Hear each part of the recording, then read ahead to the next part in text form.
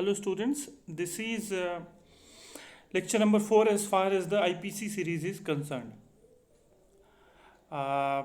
In the previous lecture, we dealt with the definition of murder and also saw the difference between section 299 and 300. Section 299 defines culpable homicide, and culpable homicide is the genus, as I've already told you before, and also we defined section 300, that is murder, that is culpable homicide amounting to murder.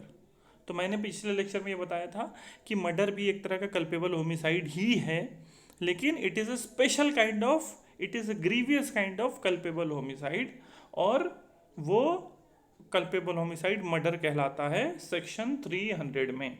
तो section 300 में हम लोगों ने 4 element देखे थे, जिसमें पहला element था कि इंटेंशन ऑफ कॉजिंग डेथ होना चाहिए, और दूसरा एलिमेंट था कि intention of causing such bodily injury as the offender knows to be likely to cause death. Third point हम लोगों ने देखा था intention of causing bodily injury which is intended to be inflicted is sufficient in the ordinary course of nature. और इन दोनों को हम लोगों ने 299 के सेकेंड क्लॉज से कंपेयर किया था, और ये देखा था कि इसमें जो इंटेंशन है वो ज़्यादा सीरियस या ग्रेव नेचर का है. तो स्पेशल काइंड ऑफ इंटेंशन यहाँ पर देखा गया था. और उसके बाद हम लोगों ने 300 के फोर्थ पॉइंट को देखा था और जाना था कि culpable homicide amounting to murder में भी जो मेंटल एलिमेंट है वो सिर्फ इंटेंशन नहीं है बल्कि नॉलेज भी है. लेकिन नॉलेज में भी आप देखेंगे 299 के कंपैरिजन में, तो यहाँ पर जो नॉलेज है वो उसका जो फॉर्म है वो ज़्यादा ग्रेव नेचर का है. तो आज हम जो डिस्कस करने वाले हैं point, that is exception to section 300. Exception to 300 जो है आपके सामने स्क्रीन पर दिख रहा होगा, एक्सेप्शन ऑफ मर्डर. एक्सेप्शन क्या है एक्चुअल में? 300 का एक्सेप्शन ये बताता है कि वो ऑफेंस मर्डर तो है, that offence is amounting to culpable homicide, culpable homicide is amounting to the offence of murder, but exception लग जाने से वो ऑफेंस मर्डर से हटकर culpable homicide not amounting to murder हो जाता है. इसका ध्यान रखिएगा. 299 में भी कल्पेबल होमिसाइड है, दैट इज द जीनस. 300 में कल्पेबल होमिसाइड है अमाउंटिंग टू मर्डर, और 300 में दोनों तरह के कल्पेबल होमिसाइड है, नॉट अमाउंटिंग टू मर्डर भी. ठीक है. तो मैंने आपको पिछली बार भी बताया था, जब कोई मान लीजिए हत्या हो जाती है, और तीनों ही केस में हत्या है, 299 में भी, 300 में और 300 के एक्सेप्शन में भी हत्या हो जाती है, तो सबसे पहले कोर्ट क्या देखता है कि ये 299 में आ रहा है कि नहीं. अगर 299 में आ रहा है तो फिर देखती है कि 300 में आ रहा है कि नहीं, और अगर 300 में आ रहा है तो उसके बाद देखा जाता है कहीं कोई एक्सेप्शन तो नहीं है. अब क्योंकि अगर एक्सेप्शन होगा तो वो 300 से निकलकर वापस नॉट अमाउंटिंग टू मर्डर हो जाएगा. तो डिफरेंस क्या होगा? देखिए, एक्सेप्शन के लग जाने से ऐसा नहीं है कि the offender is completely absorbed from his liability, but जहाँ पर एक्सेप्शन लगता है उससे क्या होता है, जो 300 की जो पनिशमेंट है, जहाँ पर मैक्सिमम पनिशमेंट डेथ तक जाती है, कैपिटल पनिशमेंट तक जाती है, वो अप्लाई नहीं होगी. और नॉट अमाउंटिंग टू मर्डर का जो पनिशमेंट 304 में है, मर्डर का पनिशमेंट 302 में है, और नॉट अमाउंटिंग टू मर्डर का पनिशमेंट 304 में है, तो वो 304 के अकॉर्डिंग अप्लाई करेगा. ठीक है. तो लाइबिलिटी पूरी तरह से जैसा आप जनरल एक्सेप्शन के केस में देखते थे वो नहीं होगा. जनरल एक्सेप्शन में क्या होता है कि एक्यूज जो है पूरी तरह से लाइबिलिटी से मुक्त है. अगर मुझसे एक्सीडेंट हो रहा है, नेसेसिटी है, जो 76 to 106 का हम लोगों ने देखा था. लेकिन यहाँ पर क्या, एक्सेप्शन लग जाने से मर्डर में हमको मर्डर की पनिशमेंट नहीं मिलेगी, नॉट अमाउंटिंग टू मर्डर में तो मेरा आएगा ही आएगा. तो ये 5 एक्सेप्शन हम लोग देखते हैं. कौन कौन से 5 एक्सेप्शन हैं? 5 एक्सेप्शन में पहला आप देखेंगे ग्रेव एंड सडन प्रोवोकेशन देखना है. दूसरा हम लोग देखेंगे राइट ऑफ प्राइवेट डिफेंस का है. Third exception exercising of legal power का है. फोर्थ एक्सेप्शन सडन फाइट का है. And the fifth exception is consent का है. तो ये पांचों एक्सेप्शन हम लोग को देखना है और पांचों ही एक्सेप्शन आपको याद रखने हैं for the purpose of your exam, for the purpose of your semester paper. आपको लॉन्ग में ये पूछा जा सकता है कि explain all the exceptions attached with section 300, और शॉर्ट में एक एक करके पूछा जा सकता है कि ग्रेव एंड सडन प्रोवोकेशन के अंतर्गत कौन सा केस लॉ बताया गया है, या what does grave and sudden provocation mean, या in the case of consent what is the age given under section 300। तो इस तरह के क्वेश्चन शॉर्ट में आ सकते हैं। तो हम पांचों एक्सेप्शन आज देखेंगे कि ऐसे कौन से अपवाद हैं जिसकी वजह से मर्डर जो है वो culpable homicide not amounting to murder में चेंज हो जाता है। तो the first exception as you can see on your screen is grave and sudden provocation. Grave and sudden provocation की लैंग्वेज आप देख सकते हैं अपने सामने। According to the first exception of section 300, if the offender deprived of the power of self control by grave and sudden provocation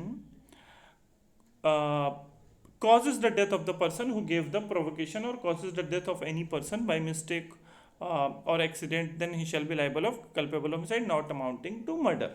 तो इसके अगर हम एलिमेंट निकालेंगे तो देखेंगे पहला लिखा हुआ है deprived of the power of self control, यानी ग्रेव एंड सडन प्रोवोकेशन में आने के लिए, इसकी दलील लेने के लिए कि मैंने जो हत्या की है वो प्रोवोक होने से की थी, किसी के उकसाने से की थी, उसकी दलील लेने के लिए, उसका एक्सेप्शन लेने के लिए आपको कुछ बातें इसमें प्रूव करनी होंगी।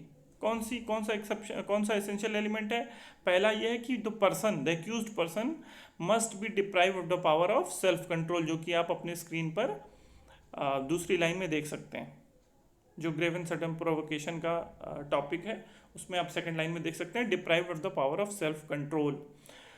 और दूसरा एसेंशियल है इसमें कि कॉजेज द डेथ, आप देख सकते हैं, यानी the offender, the accused person rather must have caused the death of the person who gave the grave and sudden provocation। Death उसकी कॉज किया हो जिसने ग्रेव एंड सडन प्रोवोकेशन दिया हो, ध्यान रखिएगा, जिसने दिया है उसकी।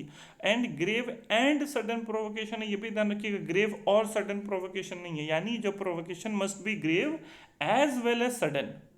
जो उकसावा आपको दिया गया है वो ग्रेव नेचर का भी हो, इस नेचर का हो कि जिसकी वजह से हत्या करने को वो उकसाया गया हो। वो हत्या करने पर मजबूर तो नहीं यहाँ पर वर्ड किया जाएगा, लेकिन उसने हत्या की उसके इफेक्ट में आने के बाद। और सडन वो अचानक दिया गया हो, कोई प्री मेडिटेटेड ना हो प्लान, कोई पूर्व नियोजित ना हो कि मैं जाऊँगा और इसको पहले से जो प्रोवोकेशन उसको मिल रहा है वो प्री मेडिटेटेड नहीं होना चाहिए, उसको अचानक से ये मिला हो, यानी नेचुरल होना चाहिए। ठीक है, तो ग्रेव एंड सडन प्रोवोकेशन में ये एसेंशियल पॉइंट आपको याद रखना है। ये ध्यान रखना है, इसमें एक केस इंपॉर्टेंट आपके स्क्रीन में ही, that is KM Nanavati versus state of Maharashtra. यहाँ पे state of Maharashtra KM Nanavati एक फेमस केस है जिस पर एक हाल में ही एक मूवी बनी थी, Akshay Kumar was then the lead role, Rustom movie. तो इस केस को बेहतर, अगर आप बहुत से लोगों ने देखा होगा तो बहुत से लोग इस केस के फैक्ट को जानते थे, जहाँ पर एक नेवी ऑफिसर थे, उनके एक फ्रेंड थे, और वो जो फ्रेंड थे he was in a illicit relationship with his wife. तो इसकी वजह से उसने उस व्यक्ति की हत्या कर दी और बाद में ये ग्रेव एंड सडन प्रोवोकेशन की दलील ली थी।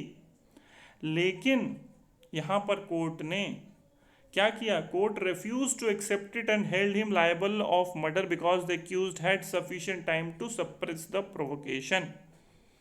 मैंने कहा ना, प्री मेडिटेटेड नहीं होना चाहिए और ग्रेव एंड सडन होना चाहिए। यहाँ पर क्या था कि वो प्रोवोक होने के बाद 30 मिनट, मतलब एक समय इंटरवल पास हो गया था, उसके बाद वो जाता है। यानी अगर if you have time to cool down, जहाँ पर आपका दिमाग जो है स्थिर हो सकता है, बैलेंस हो सकता है, इतना टाइम मिल रहा है, तो फिर आप ग्रेव एंड सडन प्रोवोकेशन का डिफेंस नहीं ले सकते हैं। लेकिन ग्रेव एंड सडन प्रोवोकेशन में भी एक्सेप्शन है, ध्यान रखिएगा। आपको ग्रेव एंड सडन प्रोवोकेशन का डिफेंस कब मिलेगा, कब आपका ऑफेंस मर्डर से culpable homicide not amounting to murder हो जाएगा। उसके भी 3 प्रोविजो हैं, आप सामने स्क्रीन पे देख सकते हैं। The first exception of 300 is subject to 3 provisos. That is, first one is that the provocation is not sought or voluntarily provoked by the offender as an excuse for killing or doing any harm to any person। यानी आपकी तरफ से provoke नहीं किया गया हो, आपकी तरफ से स्वेच्छा से आपने वॉलंटरली जो है ये ना चाहो कि अगला मुझे प्रोवोक करे और मैं इसको डिफेंस लेते हुए किसी की हत्या कर दूं, किसी का मर्डर कर दूं। आप समझ रहे हैं, आपकी तरफ से ये प्लान नहीं होना चाहिए। अगर ऐसा होगा कि मैं जानबूझकर कुछ ऐसा करूं जिसकी वजह से अगला मुझे उकसाए, मुझे प्रोवोक करे और फिर मैं उसकी हत्या कर दूं, तो ऐसा अगर करेंगे तो नॉट अमाउंटिंग टू मर्डर में आपका ऑफेंस नहीं आएगा, आपका ऑफेंस मर्डर में ही माना जाएगा और आपको 300 की पनिशमेंट मिलेगी। 300 की पनिशमेंट 302 में जो दी गई है वो मिलेगी। ठीक है। Second proviso is that the provocation is not given by anything done in obedience to the law or by public servant in the lawful exercise of the powers of such public servant। यानी अगर कोई lawful exercise कर रहा है public servant, उसके द्वारा की गई ड्यूटी को आप प्रोवोकेशन नहीं बनाएंगे। ठीक है, आप उसको ग्राउंड नहीं पढ़ाएंगे। अगर पुलिस का काम है आपकी गिरफ्तारी करना, मान लीजिए किसी बात में जांच करने आई है पुलिस, और आप ये कहते हैं कि नहीं नहीं नहीं नहीं इससे मुझे प्रोवोक हो गए, मैं I got grave and sudden provocation because of his behaviour and in consequence to this I committed the offence of murder, ये इसका बचाव आप नहीं ले सकते हैं। तो अगर लॉफुल ड्यूटी कर रहा है तो उसमें किसी भी तरह का प्रोवोकेशन नहीं माना जाएगा। The third one is that the provocation is not given by anything done in the third one is that the provocation is not given by anything done in the lawful exercise of the right of private defense। यानी अगर कोई अपनी private defence exercise कर रहा है, आपने कोई काम किया और उसके पास राइट ऑफ प्राइवेट डिफेंस है। Right of private defence IPC section 96 और 106 के बीच में डिफाइन किया गया है, समझाया गया है, एलेबोरेट किया गया है। अगर वो उसके पास है तो आप ये नहीं कह सकते कि इसकी वजह से मुझे ग्रेव एंड सडन प्रोवोकेशन हुआ और आप ऑफेंस आप मर्डर कमिट कर देते हैं। ठीक है, तो अगर कोई right of private defence exercise कर रहा है तो वहाँ पर वो प्रोवोकेशन अमाउंट नहीं करेगा, वो प्रोवोकेशन अमाउंट नहीं करेगा और आप इसकी डिफेंस नहीं ले सकते हैं। ठीक है, कुछ एग्जाम्पल आपकी स्क्रीन पर दिए गए हैं, आप देख सकते हैं। A under the influence of passion excited by a provocation given by Z intentionally kills Y Z child. अब देखिए, मैंने आपको पहले ही जब इसका एक्सेप्शन मैंने बताया तो आपको बताया था कि उसकी डेथ होनी चाहिए जिसने प्रोवोक किया हो। यहाँ पर क्या है, जेड ने प्रोवोक किया, आपके सामने स्क्रीन पे आप देखेंगे जेड ने प्रोवोक किया, ए उसकी इन्फ्लुएंस में आता है और क्या करता है, इंटेंशनली किल कर रहा है और जानबूझकर जेड के बच्चे को, जेड के चाइल्ड को मार दे रहा है। ये अगर ऐसा एक्ट होता है तो इसे क्या होना चाहिए, इसका डिफेंस मिलना चाहिए या नहीं मिलना चाहिए? I think most of you would have understood कि नहीं मिलना चाहिए, क्योंकि प्रोवोक जेड ने किया था तो ए को मारना तो जेड को चाहिए था, इसने जेड के चाइल्ड को मारा तो ये culpable homicide amounting to murder हो जाएगा। ठीक है, दूसरा देखिए लिखा हुआ है Y gives grave and sudden provocation to A. Y क्या कर रहा है, ग्रेव एंड सडन प्रोवोकेशन दे रहा है ए को। ए इस प्रोवोकेशन सॉरी ए इस प्रोवोकेशन के चलते फायर करता है वाई को। वाई पर ही इंटेंशन था उसका मारने का, उस पर फायर करता है क्योंकि उसने ही ग्रेव एंड सडन प्रोवोकेशन दिया, लेकिन उसको पता नहीं था कि वाइफ कहीं पास जेड खड़ा है, ए को नहीं पता था। और क्या हो रहा है, जेड पर गोली लग जाती है, जेड की मृत्यु हो जाती है। तो यहाँ पर क्या होगा, आपको क्या लगता है, इसका डिफेंस मिलेगा?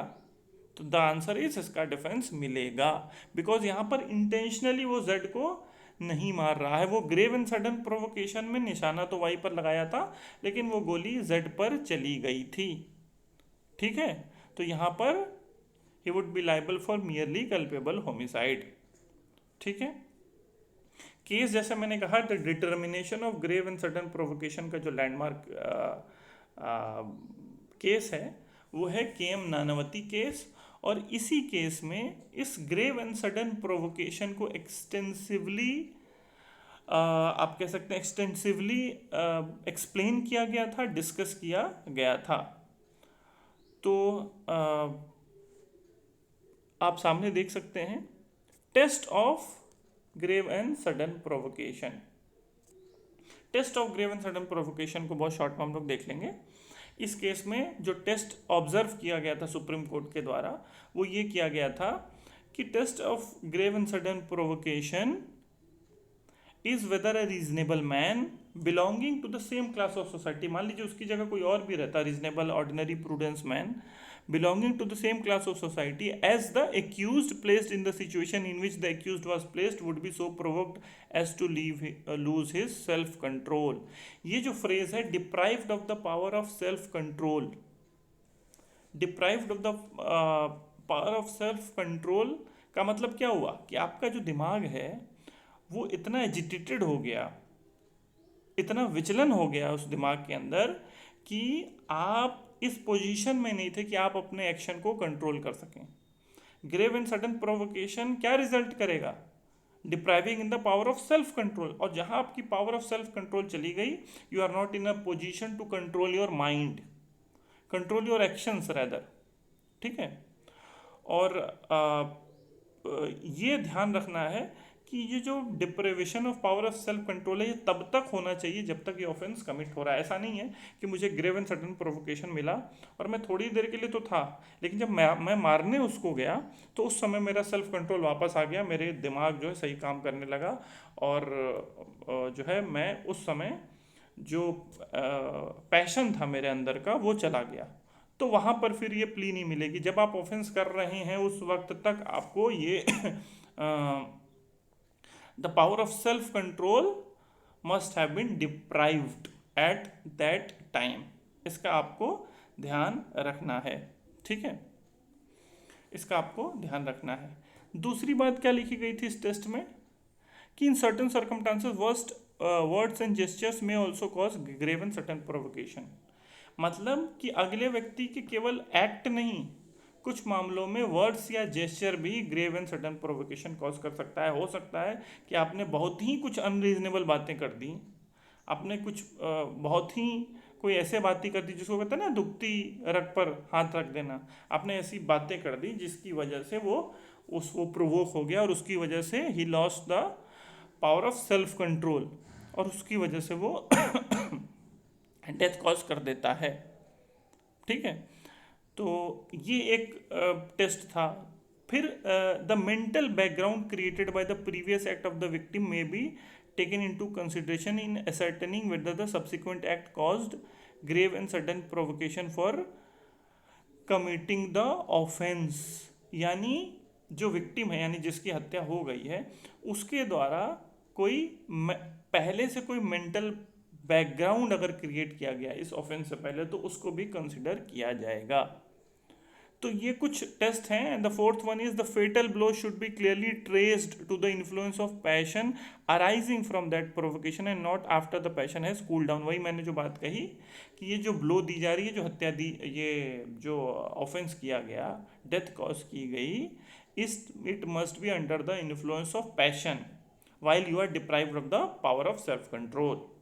ऐसा नहीं है कि आपको टाइम बीच में टाइम गैप मिल गया हो, आपको उकसाया गया है और आप उसी गति में कह लीजिए या उसी मूड में आप ऐसा कर देते हैं, तो फिर you will be liable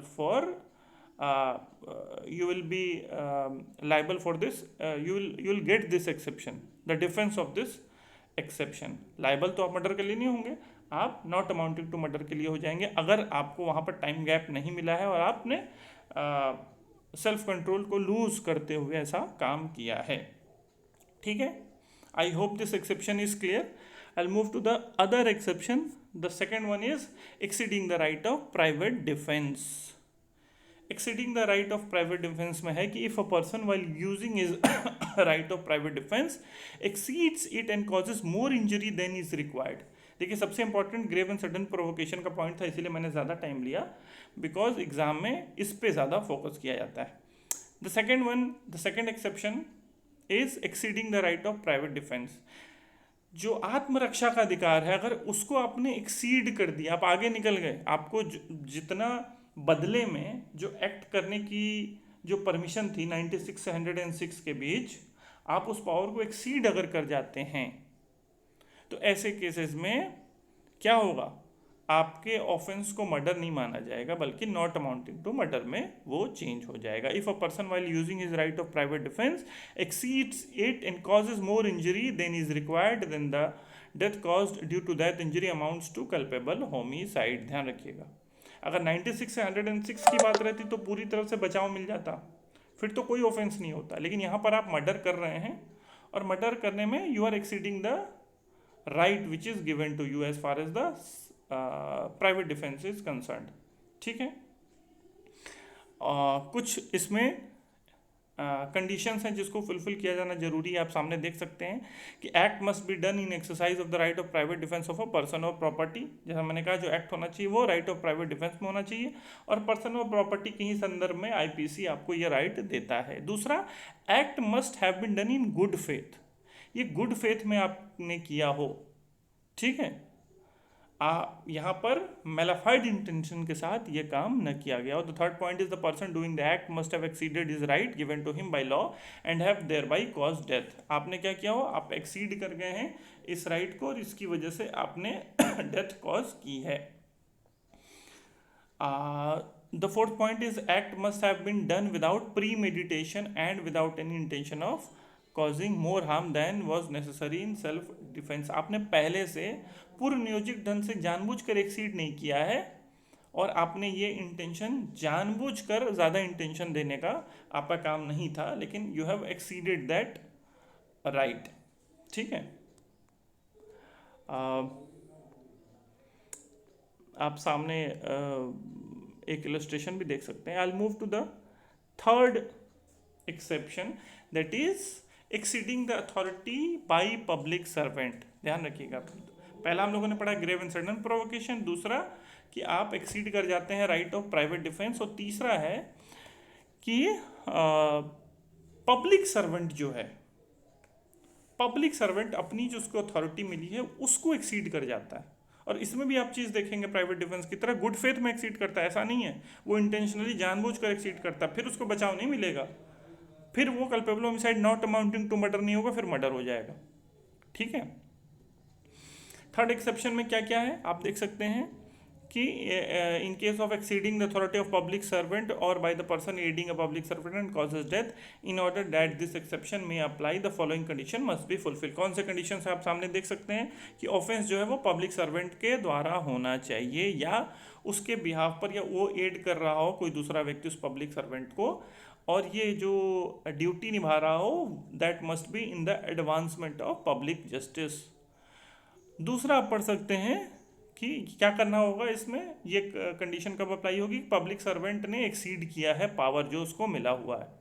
the third one is death is cause by doing an act which he in good faith believes to be lawful and necessary for the discharge of his duty. उसको ऐसा लगता है कि वहाँ पर death cause करना था, उसको ऐसा लगता है कि मेरी यहाँ पर ये ड्यूटी थी और जो मैं कर रहा हूँ वो लॉफुल है। ठीक है, कोई हार्म है उसको प्रिवेंट करने के लिए मैंने गोली चला दी, पुलिस वाले को अगर ऐसा लग रहा है और उसको लग रहा है कि मैं ये ड्यूटी डिस्चार्ज करते हुए मुझे ये करना लॉफुल था, तो ये एक्सेप्शन अप्लाई होगा। और जैसा मैंने कहा कि यहाँ पर कोई the act must have been done without any ill will, कोई पूर्व जो है कोई यहाँ पर द्वेष नहीं होना चाहिए, कोई इल विल नहीं होनी चाहिए जिस व्यक्ति की हत्या हुई। ऐसा नहीं है कि आप पब्लिक सर्वेंट, पुलिस आ रही है और पुलिस की वर्दी का फ़ायदा उठाते हुए अपनी कोई पर्सनल ग्रज कोई आप निकालना चाह रहे हैं, ऐसा आप नहीं कर सकते। आप गुड फेथ में काम कर रहे हैं और आप पब्लिक जस्टिस के एडवांसमेंट में समझते हुए कार्य कर रहे हैं, और वहाँ पर आप लॉफुल समझते हुए कार्य कर रहे हैं। आप तब कोई ड्यूटी डिस्चार्ज कर रहे हैं, आपको लग रहा है कि यहाँ पर डेथ कॉज करना लॉफुल था, तो वहाँ पर कोई इलविल होगा तो वहाँ पर ये एक्सेप्शन आपको नहीं मिलेगा। ठीक है, जैसे आप देख सकते हैं कि this exception shall not apply where the act of a public servant is illegal and unauthorised by law. जहाँ पर इलीगल है उसको अथॉरिटी नहीं है कि वो ऐसा काम करे। कोई अपराध में मान लीजिए कि उसको गिरफ्तारी का परमिशन नहीं मिला हुआ है और जाके वो ज़बरदस्ती गिरफ्तार करता है और व्यक्ति की हत्या कर देता है, ऐसे केसेस में उसको इसका बचाव नहीं मिलेगा। ठीक है।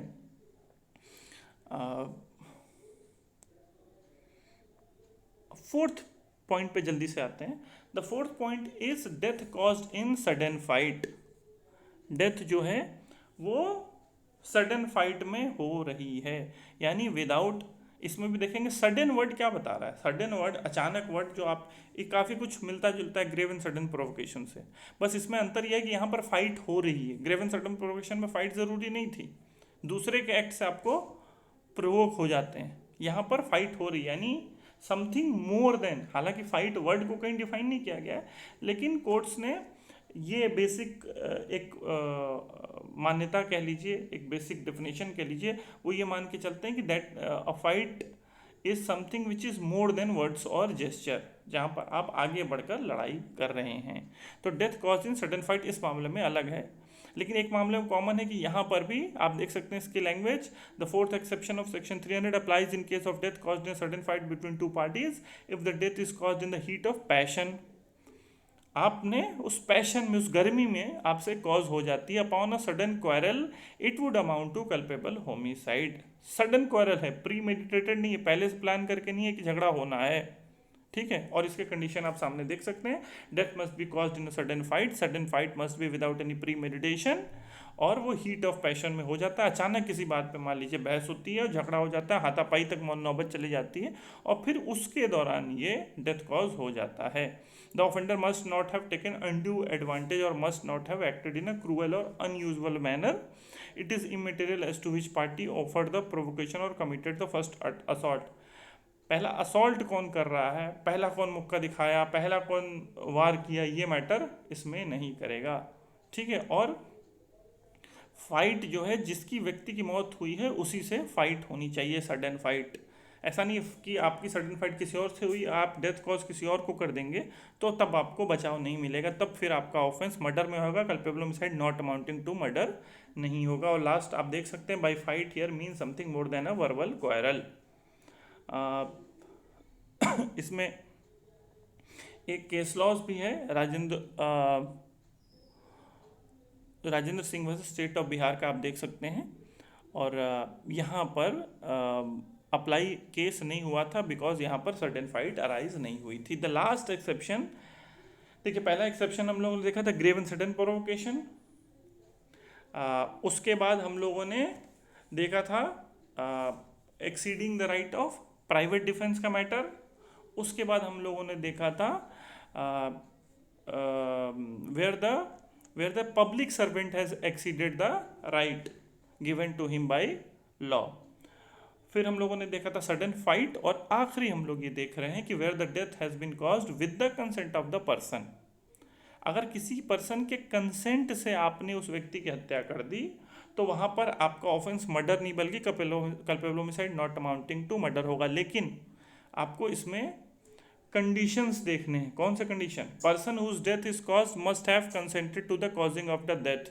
जिसकी डेथ कॉज हुई है उसने खुद ये कंसेंट दी हो कि मेरी हत्या तुम कर दो अगले को।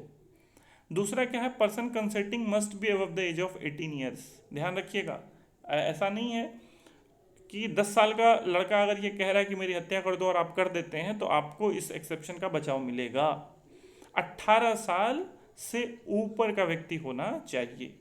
ये जानबूझकर एज रखी गई है कि एक मैच्योर माइंड होना चाहिए, उसकी अंदर ये समझ होनी चाहिए कि अगर डेथ हो जाती है तो इससे कितना बड़ा नुकसान हो सकता है। बच्चे को क्या पता, तो वहाँ पर बच्चे की कंसेंट नहीं, 18 साल की एज रखी गई है। और the consent contemplated by this exception must be unconditional without any reservation and must be unequivocal. Unequivocal का मतलब कि आपने खुलकर स्पष्ट रूप से कह दिया है, आपको कोई और चॉइस नहीं दिया गया ऐसा कर लो ऐसा कर लो। आप ने unequivocally clearly in clear terms आपने ये बताया। और इसमें बहुत एक फेमस केस है जो आपको याद रखना है, that may also be asked in your objective examination, is the case of Dashrath Paswan versus state of Bihar. इसमें क्या होता है, accused had failed in the class 10th examination, 3 साल तक लगातार फेल हो रहा था, तो इसने अपनी पत्नी को कहा कि मैं अपनी जान देना चाहता हूँ, मैं परेशान हो गया हूँ, मेंटली डिप्रेस हो गया था। और उसकी वाइफ जो 19 साल की थी, यानी 18 साल से ऊपर की थी, उसने कहा कि पहले तुम मुझे मार दो, उसके बाद तुम मेरी अपनी हत्या कर लेना, खुद को मार लेना, आत्महत्या कर लेना, पहले मुझे मारना होगा। और इसके बाद हुआ क्या कि एक्यूज ने अपनी वाइफ की हत्या कर ली। लेकिन जब अपनी हत्या करने जा रहा था तब थोड़ा सा उसको डर लगा, या जो हत्या करने जा रहा था, तो फिर जब तक वो सोच कुछ कर पाता तब तक लोग आ गए और उसको पकड़ लिया गया। तो कोर्ट ने इसको कल्पेबल होमिसाइड के लिए लाइबल माना, मर्डर के लिए नहीं माना था। ठीक है, तो ये एक्सेप्शंस आपको याद रखने हैं, पांचों exceptions. And in the next lecture will discuss a new topic of your unit 1. So thank you all of you.